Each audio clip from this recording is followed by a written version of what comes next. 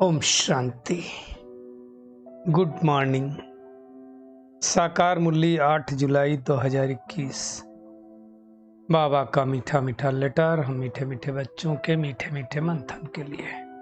मंथन शुरू करने से पहले सतगुरु बाप दादा का वरदानी हाथ अपने सिर के ऊपर महसूस करते हैं और उनकी शांति भरी किरणों के नीचे बैठ जाते हैं। महसूस करें, मैं शांत स्वरूप आत्मा हूं, शांति के सागर शिव बाबा की संतान हूं। मीठे बाबा ने कहा, मीठे बच्चे, सारी दुनिया में तुम्हारे जैसा खुश नसीब कोई नहीं। क्यों? क्योंकि तुम हो राज ऋषि। राज ऋषि का मतलब क्या होता है? राजा भी हो कर्मेंद्रियों के, और ऋषि हो मतलब किसी चीज में अटैचमेंट नहीं है, बैरागी भी हो। तुम राजाई के लिए राजयोग सीख रहे हो। हम ये जो पढ़ाई पढ़ रहे हैं किसके लिए पढ़ रहे हैं? सतयुग की राजाई लेने के लिए। आज का प्रश्न है, निराकार बाप में कौन से संस्कार हैं जो संगम पर तुम बच्चे ही धारण करते हो? बाबा के संस्कार हम बच्चे धारण करते हैं। सोचिए, परमात्मा के संस्कार हमारे अंदर। बाबा कहते हैं निराकार बाप में ज्ञान के संस्कार हैं परमात्मा के अंदर। वो तुम्हें ज्ञान सुनाकर पतित से पावन बना देते हैं, इसलिए उन्हें ज्ञान का सागर पतित पावन कहा जाता है। तुम बच्चे भी अभी वो संस्कार धारण करते हो। चेक करें, बाबा जो हमें संस्कार धारण करा रहा है, एक ही संस्कार पकड़ो, ज्ञान का सागर। हमारे अंदर कितना ज्ञान आया? शांति का सागर, कितना हमारे अंदर शांति आई? पवित्रता का सागर, कितनी हमारे अंदर पवित्रता आई? प्यार का सागर है, कितने हम बने प्रेम स्वरूप? चेक करें। बाबा कहते तुम नशे से कहते हो, हमें भगवान पढ़ाते हैं। कौन पढ़ाता है हमें? भगवान पढ़ाते हैं। हम उनसे सुनकर सुनाते हैं। ये जो ज्ञान है जो हम सब सुन रहे हैं, किसका ज्ञान है? ये कोई किसी का पर्सनल ज्ञान नहीं है, ये स्वयं निराकार परम पिता परमात्मा का ज्ञान है। और ये ज्ञान उनको सिवाय कोई इस सृष्टि पर दे नहीं सकता, है ही नहीं, किसी को देगा कहां से? आज का गीत है, आखिर वो दिन आया आज जिसका था इंतजार। कौन सा दिन? जब परमात्मा इस सृष्टि पर आते हैं। बाबा कहते बच्चों ने गीत सुना है, किसकी महिमा है? उस परम पिता परमात्मा की महिमा है, जिसके लिए गाते हैं ओम नमः शिवाय। ओम नमः शिवाय का मतलब मैं आत्मा शिव को नमन करती हूँ, वही ऊंचते ऊंच भगवान है। बाबा कहते बच्चे जानते हैं वो हमारा बाप है, पिता है। गाया भी जाता है उसके सब बच्चे हैं, तो सारे क्या हो गए? ब्रदरहुड। लेकिन सन्यासी और दुनिया के लोग क्या कहते हैं? परमात्मा सर्वव्यापी है। अब अगर वो सर्वव्यापी हो तो फिर ब्रदरहुड से फादरहुड हो जाए। इसका मतलब फादरहुड तो हो ही नहीं सकता है, नो, सर्वव्यापी हो ही नहीं सकता है। एक ही पिता है, उनको वर्ड का गॉड फादर कहा जाता है। सर्वव्यापी तो आएगा कौन? हमारी नजर ऊपर क्यों जाती है? कहते हैं धर्म की अतिग्लानि होगी तो आएगा, तो कौन आएगा? वही सबका गॉड फादर है, उसकी ही सब प्रार्थना करते हैं, याद करते हैं। बंदगी पूजा जो उसकी परमात्मा की करते हैं, उसको सतोप्रधान पूजा कहा जाता है ना? बाबा ने समझाया, ज्ञान, भक्ति और वैराग्य। ज्ञान की प्रारब्ध 2 युग, भक्ति की प्रारब्ध 2 युग, और जब भक्ति समाप्त होती, परमात्मा आते हैं, तो वैराग्य भक्ति से हो जाता है। तो बाबा आया है हमको क्या करने? सदगति देने। ज्ञान किसके लिए? सदगति के लिए कहा जाता है। सदगति है ना। और सदगति किसको कहा जाता है? जीवन मुक्ति धाम। जीवन मुक्ति धाम किसको कहा जाता है? स्वर्ग को। मुक्ति परम धाम, शांति धाम को, वो हमारा घर है। ये आत्मा को बुद्धि में अच्छी तरह से बिठा लेना है, उसको शांति धाम, मुक्ति धाम, निर्वाण धाम कहा जाता है, लेकिन बाबा कहते शांति धाम अक्षर अच्छा है। वहां से जब आत्मा यहाँ आती है तो टाकी में आती है, मतलब बोलचाल में आती है, और जब टाकी में आती है तो बोलना पड़ता है। मूवी में तो इशारों की बातें होती हैं, आवाज नहीं होती वहां कोई, सूक्ष्मतन में कोई आवाज थोड़ी होती है। बाबा कहते हैं तुम तीनों लोकों को जान गया।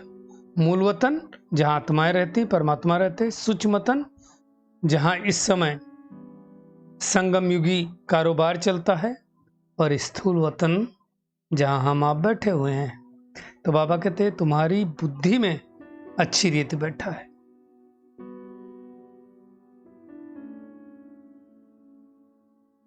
और जो वर्ड की हिस्ट्री ज्योग्राफी जानता है उसको ही चक्रवर्ती राजा कहा जाता है। इसको जानने से तो हम चक्रवर्ती राजा बनते हैं। दुनिया में गाते हैं कि देवताएं संपूर्ण निर्विकारी थे।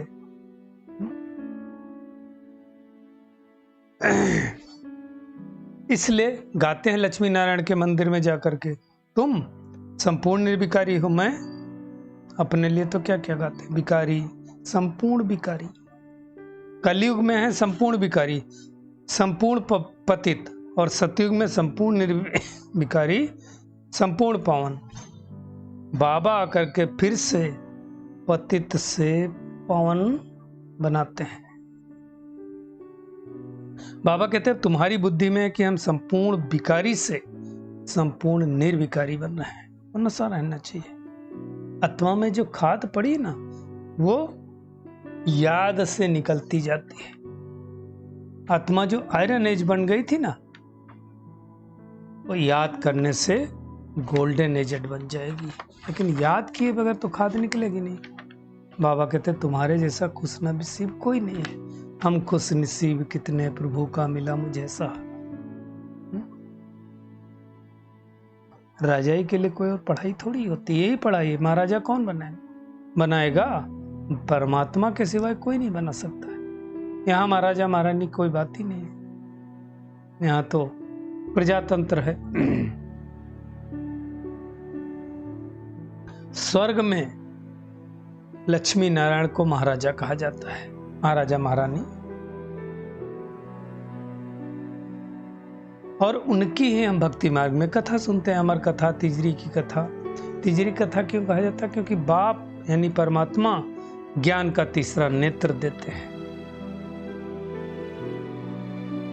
ये सब समझने की बात है। भगवान स्वर्ग का रचयिता है और हम सब उसकी संतान हैं, तो हम स्वर्ग में क्यों नहीं है? कलयुग में क्यों पड़े?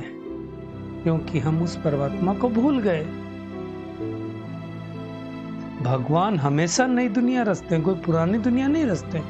पहले दुनिया नहीं होती है, फिर धीरे धीरे धीरे धीरे पुरानी हो जाती, फिर ज्यादा पुरानी होती, रहने लायक नहीं होती, तो फिर टूट जाती। जैसे हम कोई कपड़ा पहनते गए, अब धीरे धीरे पुराना हो गया, फटने लगा, फटने लायक नहीं हुआ, तो फिर उसको फेंक देते ना। ऐसा ही ये दुनिया भी है।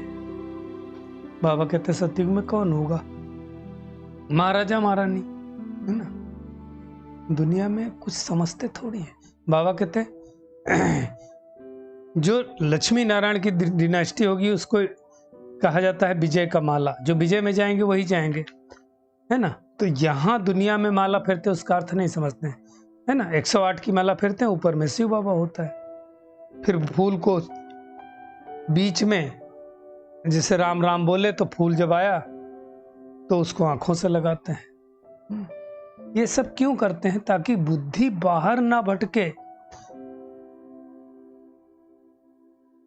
ये सब इसलिए करते हैं, फिर भी बुद्धि बाहर भटकती रहती है। तो बाबा कहते हैं जो बहुत भक्ति करते हैं उनको लोग सोचते हैं बहुत सत्यवादी है।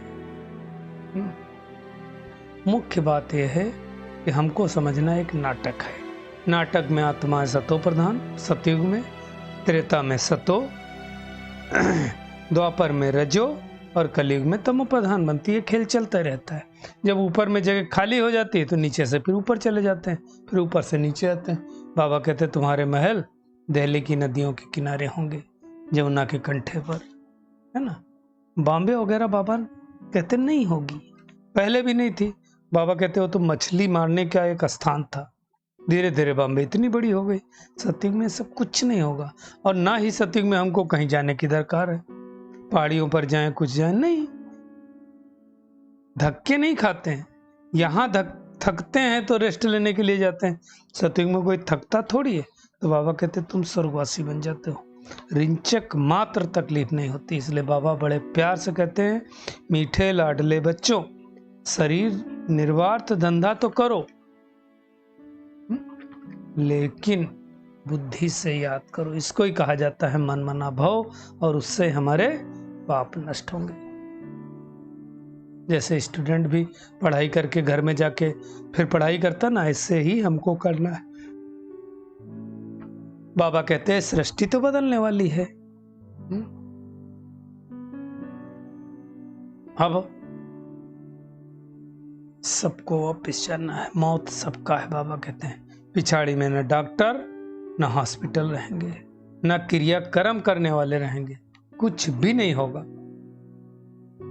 मूसलाधार बरसात पड़ेगी, कोई देर नहीं लगती। बाबा कहते बम्स भी इसीलिए बनाते कि जल्दी जल्दी वो खत्म हो जाए। तो बाबा कहते हैं ड्रामा में नूंद है, कल पहले भी विनाश हुआ था, इस कल भी होगा। मुख्य बात है तुमको योग बल से पावन बनना है।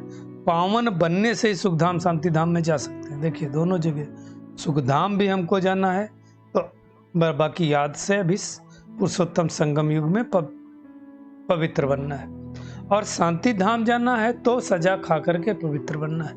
लेकिन बगैर पवित्र बने हम दोनों जगह नहीं जा सकते। सतयुग में तो राजाओं के राजा होते हैं जिनको महाराजा कहते हैं, फिर त्रेता में होते हैं तो राजा रानी होते हैं। हालांकि बहुत बात तक भी कहते हैं, परंतु ऐसा होता नहीं। बाबा कहते हैं तुम ही पूज्य, तुम ही पुजारी बनते हो। मन्ना मैं तो पूज्य बनता हूँ ना पुजारी बनता हूँ। महाराजा महारानी शिव बाबा ने बनाया था हमको। फिर द्वापर युग में जब हम भिखारी बने, वाम मार्ग में चले गए, रावण राज चालू हुआ, तो फिर भक्ति करना प्रारंभ किया। पहले शिव का मंदिर बनाया, फिर अनेक देवी देवताओं का मंदिर बनाया। बाबा कहते शिवलिंग बनाते हैं, हीरों का भी बनाते थे, लेकिन कोई इतना बड़ा शिव बाबा नहीं। शिव बाबा कहते मैं तो बिनती हूँ। तुम जब अपवित्र बन जाते हो, देवी देवता तो कहला नहीं सकते, तो अपने को क्या कहते हो? हिंदू कहते हो। बाबा कहते अभी तुम समझते हो, हम जो पूज्य थे अभी पुजारी। अब फिर से श्रीमत पर चल करके फिर से पूज्य बनना है। जब पूरा पवित्र हो जाएंगे तो ये चोला छोड़ देंगे। तो बाबा आज बार बार कहते हैं बच्चे आत्माभिमानी बनो। किसको पढ़ाते हैं बाबा? हम निराकारी आत्माओं को पढ़ाते हैं, शरीर को नहीं पढ़ाते। जो निराकार बाबा में संस्कार हैं वो हमें अपने अंदर भरना है, और उसके लिए याद करना है। मन मना भव, मामेकम याद करो, मन ही मन याद करो, तो विकर्म विनाश होंगे। हम ब्राह्मण हैं, फिर सूर्यवंशी, फिर चंद्रवंशी, फिर वैश्यवंशी, फिर शूद्रवंशी बनेंगे। ये कल्प कल्प चलते रहता है। तो बाबा कहते हैं अब तुम सुदर्शन चक्रधारी बनते हो, तो चक्र को फिरते रहना चाहिए, जिससे हम चक्रवर्ती राजा बने। तो आज का होमवर्क क्या है? एक तो सारा दिन इस नशे में रहना है कि हम राजऋषि हैं, हमारे जैसा खुश नसीब कोई नहीं है। और बाबा के जो संस्कार ज्ञान के हैं बाबा के अंदर, वो संस्कार हमें अपने अंदर धारण करने हैं। जो बुरे संस्कार उनको ज्ञान योग से समाप्त कर देना है। संपूर्ण निर्विकारी बनना है। शरीर निर्वार्थ कर्म तो करना है, परंतु कर्म करते करते पढ़ाई पढ़नी और पढ़ानी है। योग बल से पावन बनना है, ये पुरुषार्थ करना है। बाबा का खूबसूरत वरदान, गम की दुनिया सामने होते हुए भी बेगमपुर की बादशाही का अनुभव करने वाले अष्ट शक्ति स्वरूप हो। बाबा कहते हैं गम दुख की दुनिया, और बेगम जहां बिना गम कोई गम न हो। तो बाबा कहते हैं नॉलेज तुमको भी है, गम की दुनिया सामने है, उसके होते हुए भी बेगमपुर के बादशाही का अनुभव करना, यही अष्ट शक्ति स्वरूप कर्मेंद्रिय जीत बच्चों की निशानी है। तो ऐसा बनना है, और ये बाबा की द्वारा ही सर्वशक्तियां प्राप्त होती। लेकिन अगर हम संग दोष में आ जाएं, कोई कर्मेंद्रिय के बसीभूत शक्ति अपनी खो दें तो हम बेगमपुर के बादशाह नहीं बन सकते। इसलिए संग दोष से भी अपनी संभाल करनी है,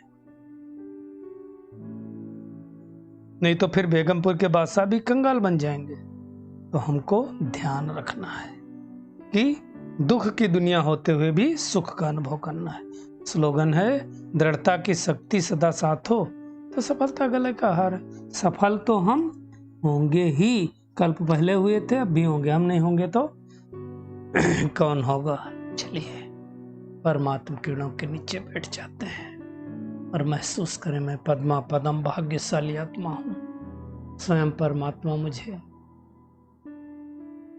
त्रिकालदर्शी, त्रिनेत्री, त्रिलोकी नाथ बना रहे हैं। सृष्टि के आदि मध्य अंत का ज्ञान देकर सुदर्शन चक्रधारी चक्रवर्ती राजा बना रहे हैं। तो हमें बाबा की याद के द्वारा अपने विकर्मों को नष्ट करना है। एक बाप दूसरा न कोई, इस स्मृति में रहना है। गम की दुनिया में होते हुए भी बेगमपुर की बादशाही का अनुभव करना है। कर्म करते हुए भी एक बाबा की याद में रहकर पढ़ाई पढ़नी और पढ़ानी है। शुक्रिया मीठे प्यारे बाप दादा, शुक्रिया आप सभी का इस मीठे मंथन के लिए। ओम शांति।